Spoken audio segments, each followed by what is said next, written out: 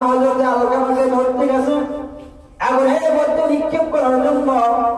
এমন অবস্থায় জনম মা সমস্ত জীবনের ব্যথাগুলো, কষ্টগুলো, ক্রোধগুলো ভুলে গিয়ে নবীকে বলতেছে, ইয়া রাসূলুল্লাহ, ইয়া হাবিবাল্লাহ, যে আলকামাকে আমি মাথার ঘাম পায়ে ফেলে আমার কষ্টকে বিসর্জন দিয়ে 10 মাস 10 দিন পেটের মধ্যে রাখে 2 বছর যুদ্ধ করিয়ে কত শীত গরম গেছে, এত সযত্ন করিয়া আমি জনম দুঃখিনী মা আমার সামনে আমার সন্তানকে অগ্নির মধ্যে নিক্ষেপিত হইতে দেব না। জোরে বল সুবহানাল্লাহ।